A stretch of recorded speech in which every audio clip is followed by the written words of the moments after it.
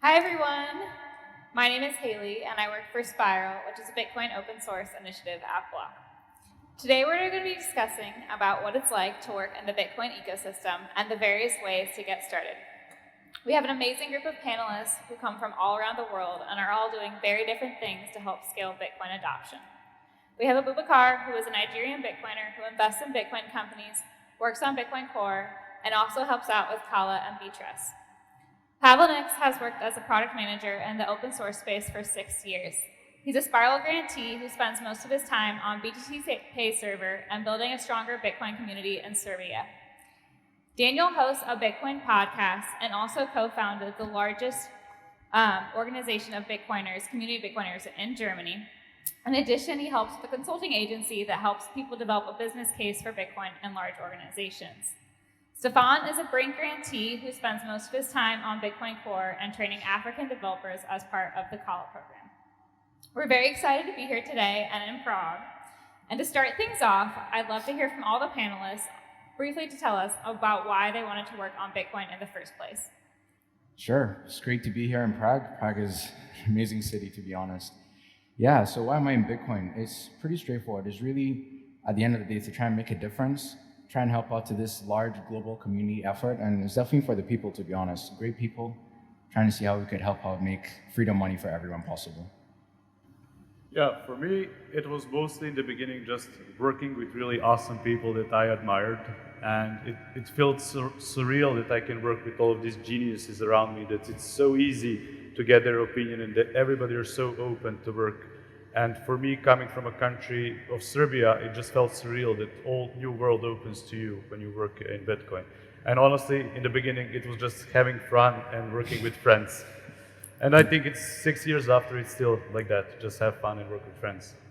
Yeah, I started my first venture, which is Value of Bitcoin, for the reason to connect to other Bitcoiners, just meet other Bitcoiners and figure out how we can bring Bitcoin forward to the people and help people to understand it, but also organizations to understand it. And I mean, I think it's important to just get started and start something wherever you feel comfortable with what you can do. Yeah, and this is what I did.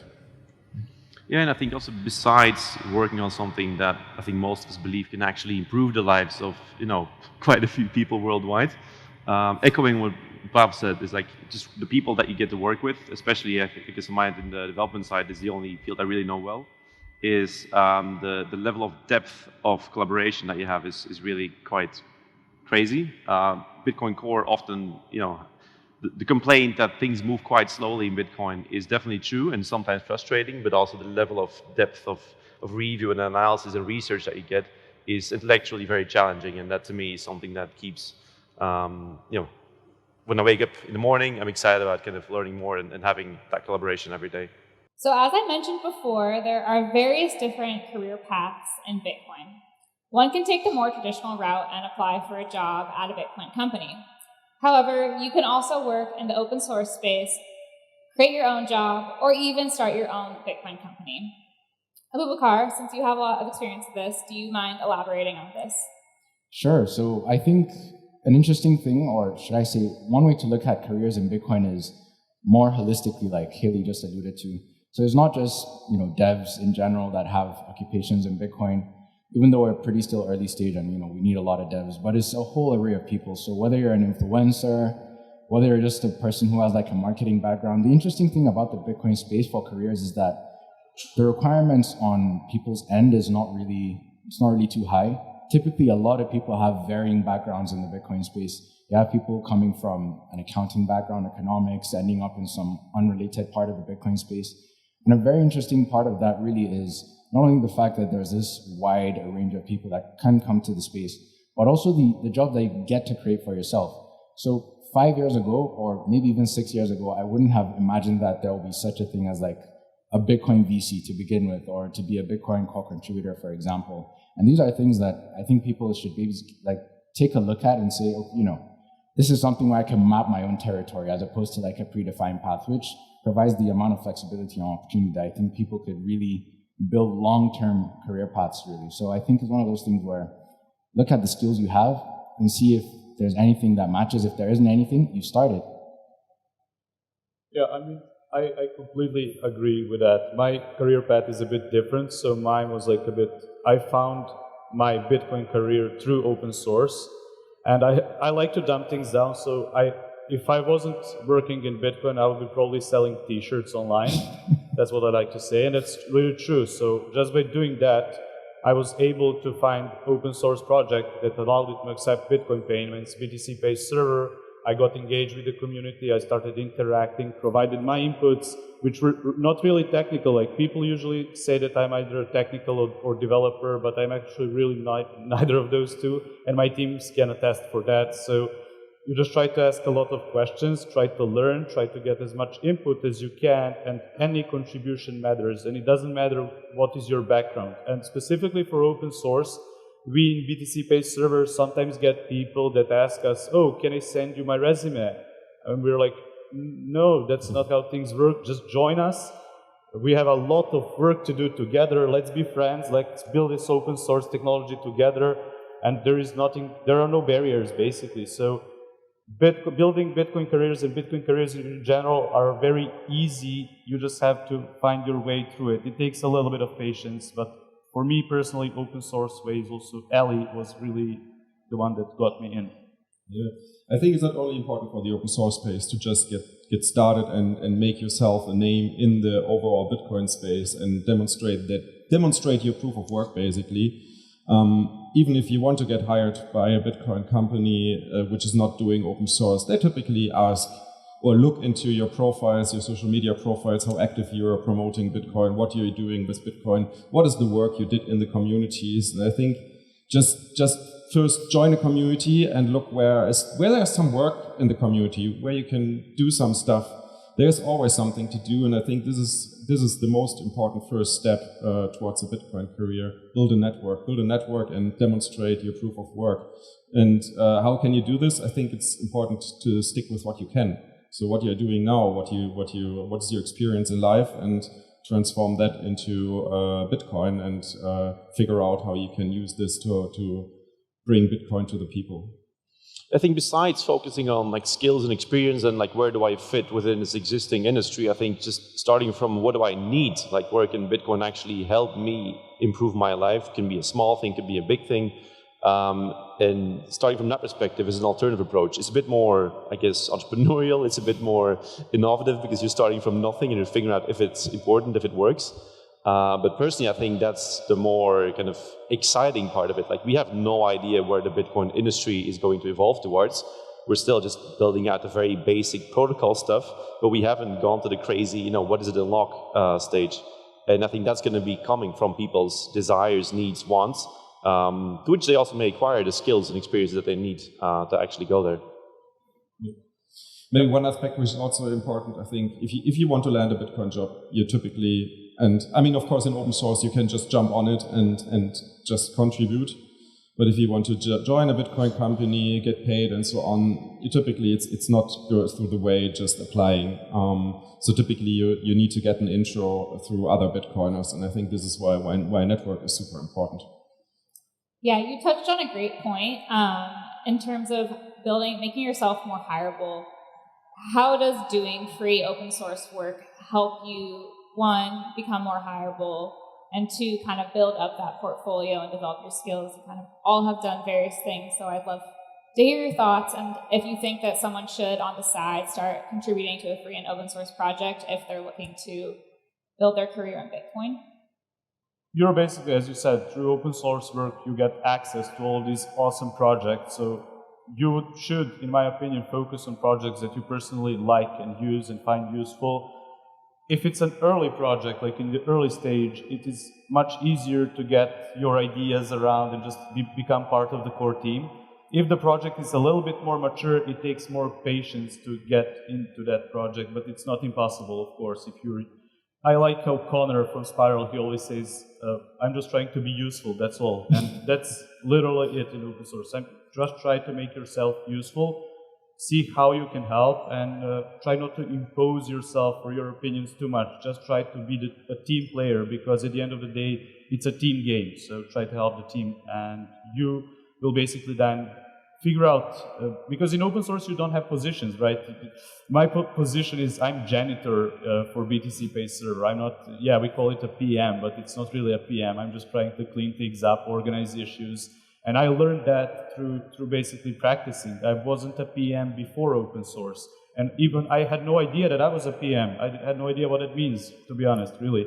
But when talking to people, I was just like, this is what I do, our organized team, and they're, oh, you're a PM. Well, yes, I guess that's it. So we don't have formal roles, and by doing proof of work, basically, I like to say that when you try to do a proof of work, invest some time, then you will build up a portfolio of the things you've done. And it takes time, but it's also very accessible because people from all around the world can join open source. For example, me from Serbia, I could never join any company that's working in this space. You know, there is a lot of regulation, they can't hire in Serbia, but with open source, you just join the community, join their GitHub, Slack, well, hopefully not Slack, but any other platform, and then engage with community and build up your portfolio. And it is very important that you're very vocal about the things that you're building, build up your reputation as well, and try to like put everything together, and then you can either see if you can make it sustainable for yourself to work in open source, or you will find a company, but then you will have a proof of work that you collaborated with people, you build your network, as you said, and then that's how you build your portfolio. And I think it's important to highlight that you don't need to be a developer to work in open source and help in open source repositories. I mean, Max, for example, from Wasabi is a good example. He just started to contribute to the open source repository by doing some comments, by doing some non-development work, and now he's the CEO of Wasabi. So this is also a very interesting career path he took. Yeah, I would like to add one more thing. Like open source projects in particular, they usually don't struggle with code in the beginning, in the early stage. They struggle with marketing. Most of them don't even have a website. So, for example, for BTC Pay, we did not have a website for 2.5 years, and we were just building the software. And then we were like, well, we can't keep sending people to this GitHub repository. They can't understand it. So let's build a website. So then we design a website. So basically helping marketing. And also making tutorials, because open source software can sometimes be intimidating for people. You have to like build this, do this command line. If you have somebody on the team who can, for example, make a tutorial or document things out, that helps a lot. I keep like referencing to BTC Pay, but in my experience, that's how I started. I just tried to document everything and help people. So I documented basically my own journey, and that's how we have now a little bit of messy documentation on BTC Pay server, because I was just like YOLOing and trying to document my journey as I learned through it. And you're not a developer, right? Yeah, I'm not a developer, yeah. T-shirt seller.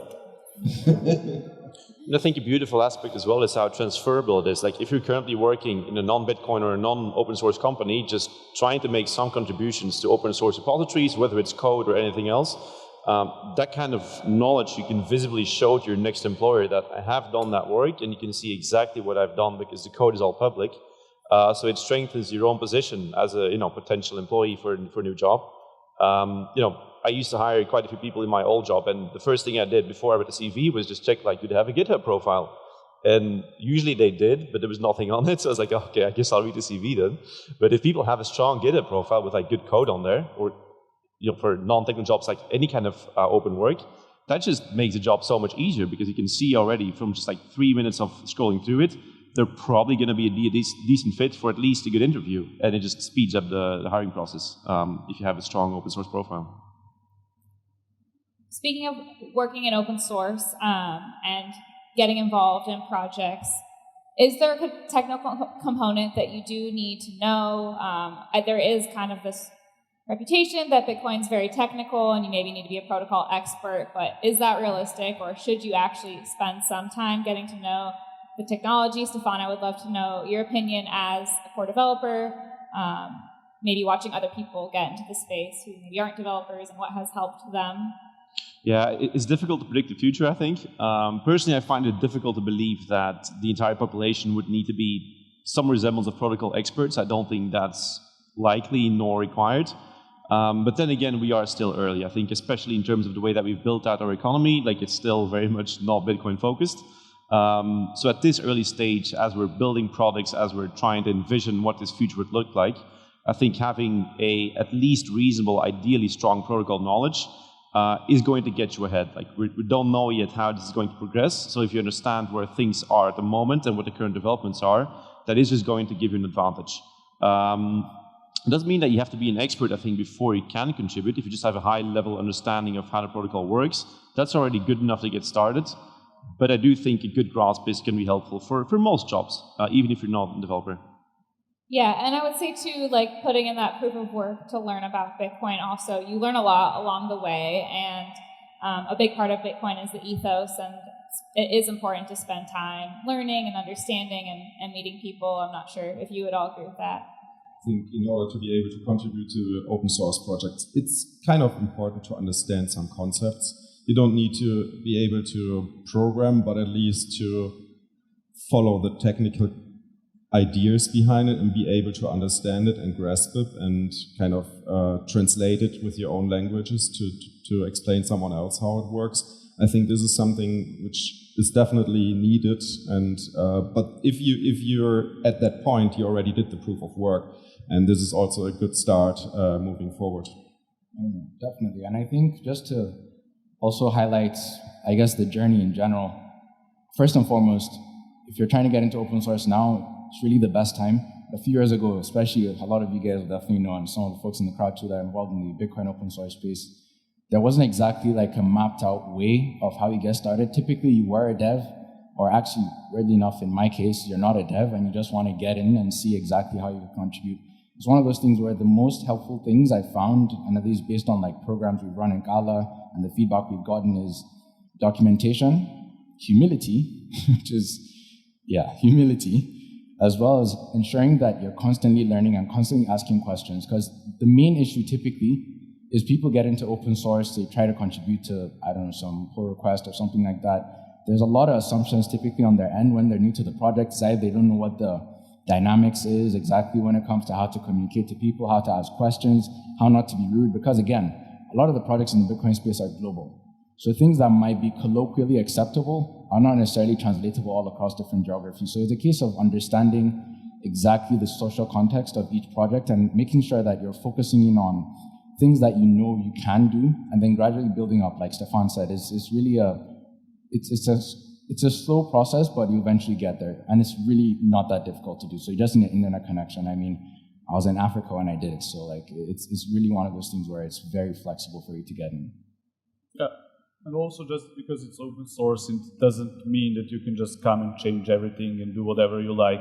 Like, you have to understand that open source projects are people and people that build it. So you need to find this team, understand that it's a team, try to understand how these people work, who is doing what, and how you can be useful. And instead, people sometimes just try to impose certain opinions, like, oh, but your project sucks, we need to redesign it. Yes, but there is also a roadmap that these guys are probably trying to organize. So better than like trying to impose your opinions, try to get like, ask questions. What can I do to help? How can I help? Like, or try to just learn from users.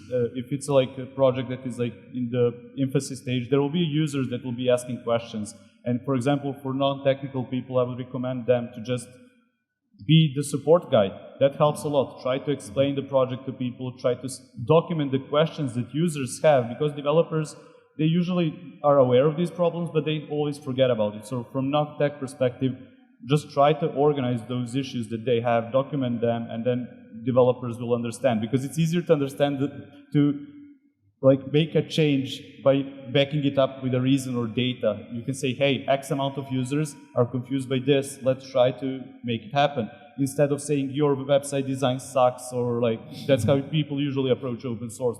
Just because it's open, it doesn't mean there are no humans behind it building it.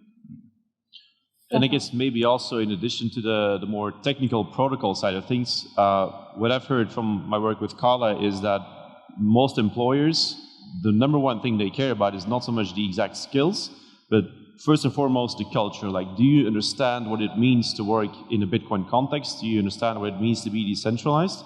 Because working in a decentralized system is entirely different than a centralized system. It introduces lots of technical challenges. Like, for example, there's typically no authentication at the base layer, so how do you deal with spam, and how do you deal with, who's who and all those kind of things? And I noticed a lot of the time when students start building new projects, usually one of the first things they do is add like a login or registration form. And then I asked him, like, why do you have a registration form on this thing? Like, I don't think it needs one. Oh yeah, you're right, actually we don't. And it's like, it's the way of thinking that's so ingrained to do things in a more centralized way. And breaking out of that is something that everyone needs, technical or not, and does take quite a bit of thinking and maybe reconditioning as to how our products work. Yeah, you bring up a good point that working in Bitcoin open source, but also I think when you're at a Bitcoin company, it is still a lot different than maybe like your traditional corporate type atmosphere. And one of the things that I found that was very different when I moved into the Bitcoin space was working more in public and just kind of having to maybe have a bit of imposter syndrome or being nervous. It's very different. And so I think a lot of people feel that too. And I don't know if you have any advice to people that maybe feel nervous or that they're too late. And also kind of like, once you get past that, like what are the benefits of working in this different type of work environment? Yeah, I mean, honestly, imposter syndrome is in every industry, to be honest, but specifically in Bitcoin, I think given the fact that the ecosystem is so nascent, obviously, it might be like a higher bar when it comes to the imposter syndrome. But one thing to put in mind is, over time, you realize that you just have to get comfortable with imposter syndrome. Typically, the best way I've found, at least and people have described, is to think of it as like a prompt to always remind you that there's so much more you don't know, and that you should constantly question, find out more, and try to use that as a way to reevaluate exactly what you think you know, what you think you don't know, and then attack that accordingly. But I think more in general, the best case scenario really for you is to realize that at the end of the day, this is going to take a long time. It's going to take a lot of patience. It's going to take a lot of hard work. It doesn't happen overnight. And really, again, the Bitcoin industry is pretty different, especially when you're talking about like the interactions you have. But the most interesting thing is like the core philosophy that binds the entire space together, because these are people from all across the world that are united under a single mission, which is to fix money. So you tend to have a lot of interesting folks that you get to work with, but in terms of overcoming that, I think, again, humility, constantly asking questions, imposter syndrome is not going to go. You just have to work with that, really. And once you get past that, you really start to, I guess, empower other people, ensure that other people that are going through the same process you are, any resources you come across, just be helpful in general. So ensure that the path that you've walked is available for other people to come and walk behind you. Yeah, I agree with that. Like, working in public, asking questions aspect. I think that is very important that we are all open in a way on what we are building. Not just open source projects, like companies in this space, it is so easy to approach people and ask them how are they solving particular problems and what are they doing, so you can learn a lot from them. So what Abubakar said, like just asking questions is really helpful, and people in this space would appreciate you more if you don't understand something, but try to ask questions and learn, rather than pretending to understand and then making maybe decisions by not understanding things that you are talking about. So people will appreciate you, and it's very open industry. You can always ask questions. I'm yet to find a Bitcoiner that does not reply to a question about any technical aspect. I've been 6 years in the industry full-time now, and I haven't encountered a Bitcoiner that is just not going to answer your questions or help you out. So. Yeah, I think specifically in this industry, it's very interesting to see how open people are if you come to them with questions.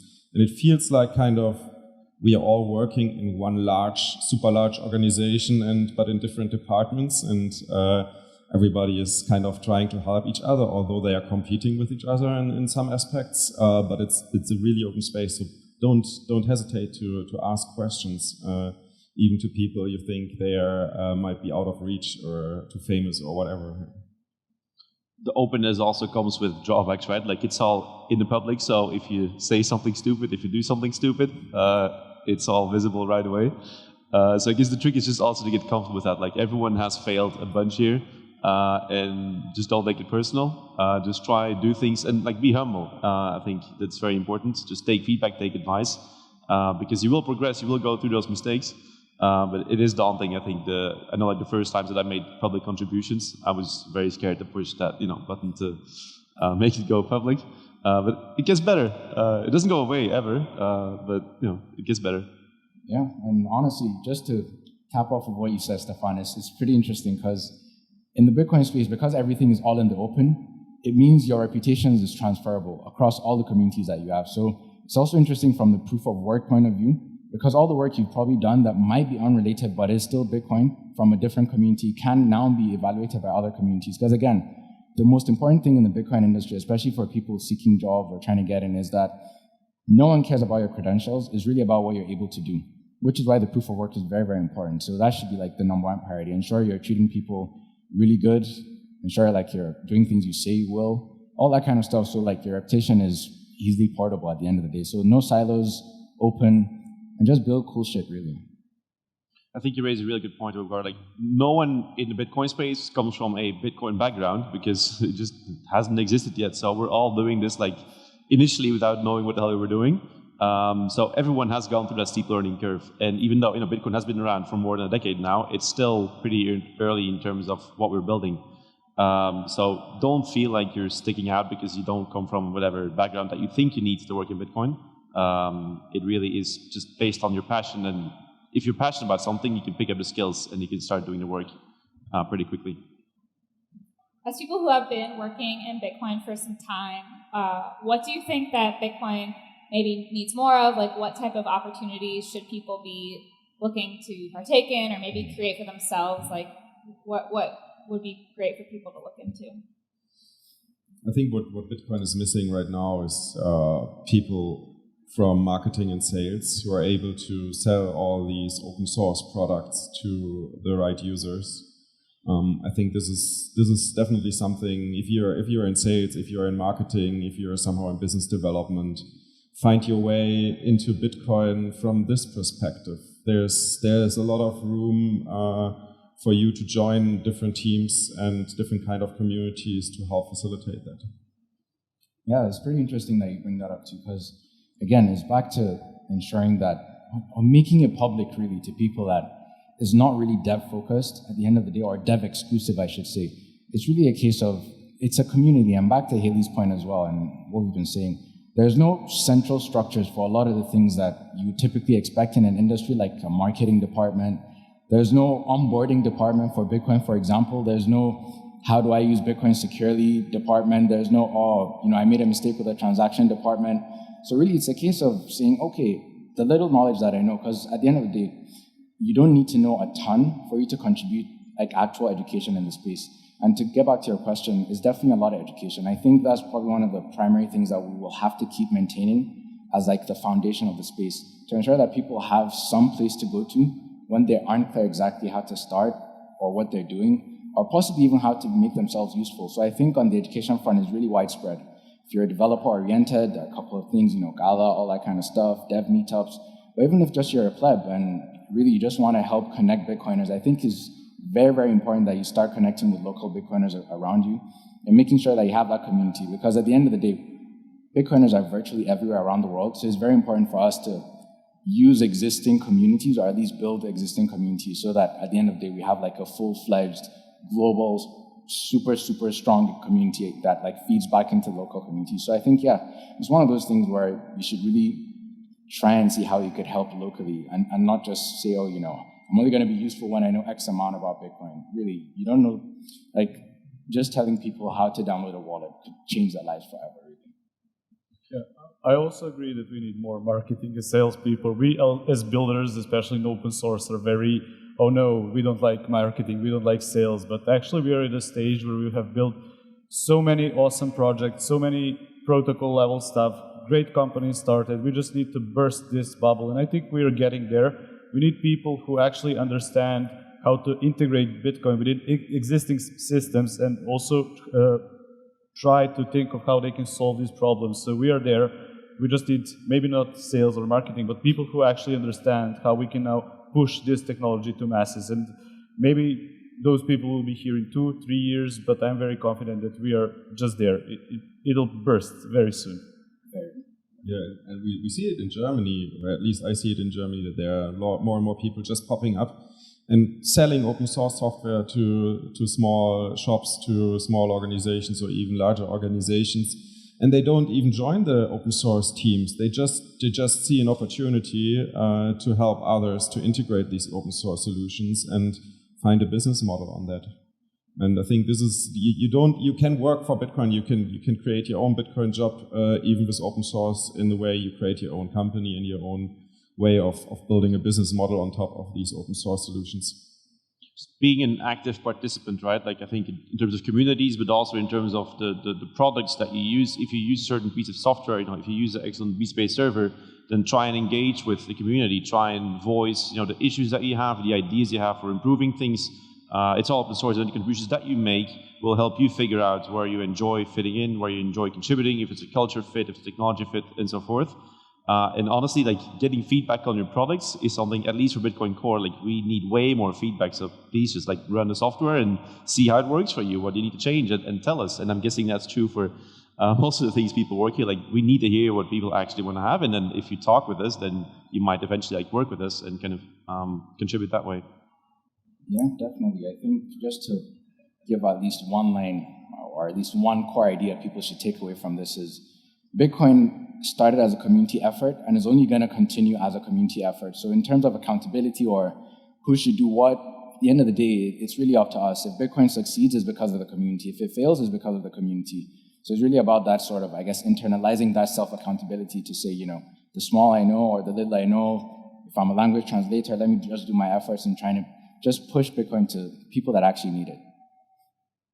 Yeah, we spoke a lot about communities, and I think that's a really unique aspect of Bitcoin, and it's really special that there are so many communities. And Daniel and Pav, you've done a lot in the community space. How do people find these communities, and what should they be doing if they attend the community meetup?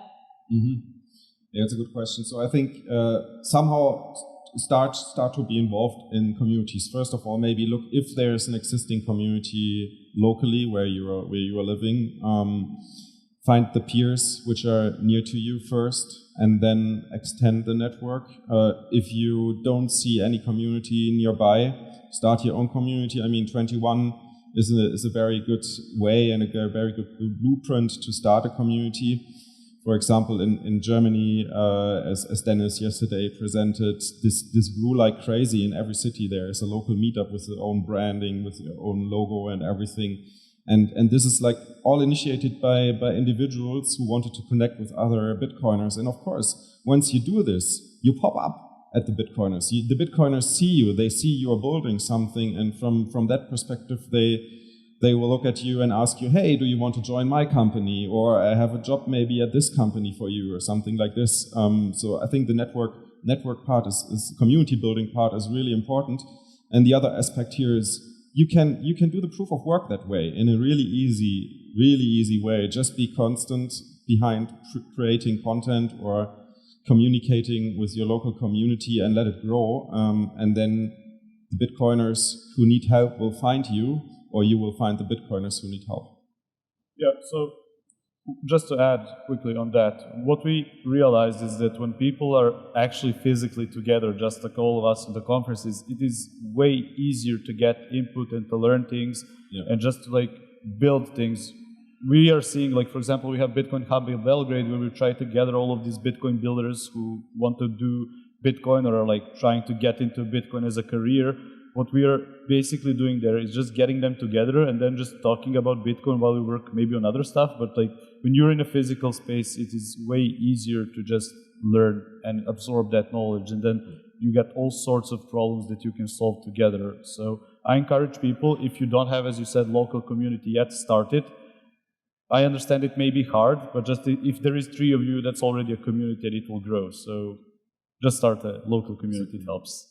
Or just connect globally, right? I mean, I think ideally, like, you do meet people all over the internet. It's by design, like, a very international community. For example, if you're a developer, there's like a couple of online bit devs where people just chime in on, I don't know, Jitsi or some other video platform, and you just talk about Bitcoin for a while. And then from that, maybe gain some more confidence or some more connections, and then eventually, hopefully, indeed, you do build locally. I think that's always the good end goal. Yeah, and also provides the useful context if you think about it from the community point of view.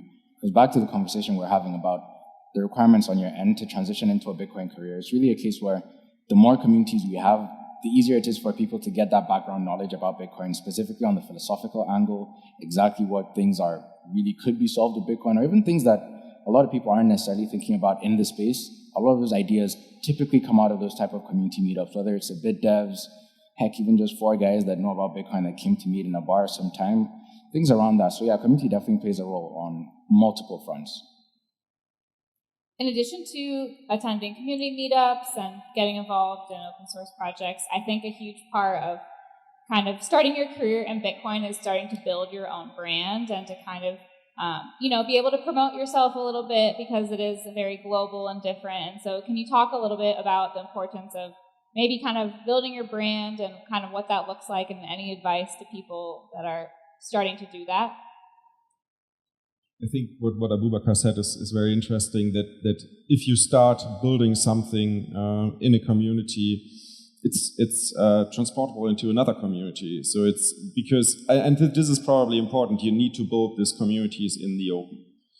You need to also demonstrate what you're doing there and showing others what you're doing there, not only to get more people into this community, but also to demonstrate the kind of work you're doing there to the overall Bitcoin space and build your brand that way, yeah. And this is interesting because once you build your brand within one community, you can transfer it to other communities, and people know each other somehow. We are a well-connected industry. As I said, like, it feels like we're working in one super large company. And it's, I think these departments in the super large company, they are very well connected with each other. Yeah, definitely. And again, it's one of those things where you want to make sure you're in the open, because Bitcoin, I'd say one of the key differences, there are quite a few differences compared to other spaces or in general technology spaces, is that the most valued thing when it comes to careers in general, or people in the Bitcoin space, is value creation as opposed to like value extraction, which tends to be fraught in a lot of industries. So it's really important for you to show how valuable you are, really, or the way you're able to provide value, whether it's at scale, at a small level, and the way it compounds is, again, through having this transferable kind of accreditation system, I guess, or should I say reputational system, where people are able to say, yeah, that guy, that girl, definitely, they know what they're doing. And that's kind of the advantage you have compared to other industries where you have to grind for like a decade and then have like a menial job at the end of the day. Yeah, as we wrap this up, I would love to hear from each of you kind of some actionable tips that people can take as they start to kind of build their career in Bitcoin, and also like, why is it all worth it? Like the best thing that they can expect from doing all these things. Okay, I mean, yeah, so first things first is find out exactly, like, literally sit down and look at exactly what your background is. What have you been doing really for the whole time in your life? And then take a look at what you're interested in. What brought you to Bitcoin? Is it the case that you're having, good ideas when it comes to, I guess, trying to build solutions for your local community? You might not necessarily be a dev, you might be an entrepreneur. And then the next step will definitely be to do a lot of research on your own. So background generally doesn't involve reading documentation on Bitcoin Core. It's really about, getting started. Okay, what's Bitcoin exactly? How does it fit geographically speaking, economically speaking, socially speaking? What are the benefits? And then from then on is the outreach, really, to find like an immediate community around yourself. Surround yourself with people that are in the Bitcoin space. That's the first way you could easily get into the space, and not only stay there, but be in touch with what's exactly happening. Typically Twitter, but as of the last couple of months, definitely Nostr. A lot of people are moving there. And yeah, again, keeping notes, keeping track of exactly what you're learning, always questioning yourself. This thing I think I know, do I really know it?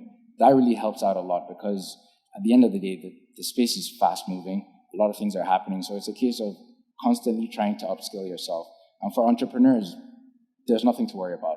A lot more capital is coming to the Bitcoin space. I know previously a lot of people have been saying, capital from Bitcoin, because Bitcoin's unexciting, is leaving to crypto, which technically was the case, but then they all got burnt and they realized, oh yeah, long-term Bitcoin is the only thing really. So they're now coming back really, and obviously funds like myself and a lot of the funds too in this space, where our goal really is to ensure that it's thriving at that stage. So it's really a case of people building communities, ensuring there's a pipeline, people funding companies, entrepreneurs meeting with devs, all that kind of stuff. So it's really, it's one of those things where I'd say definitely don't be scared.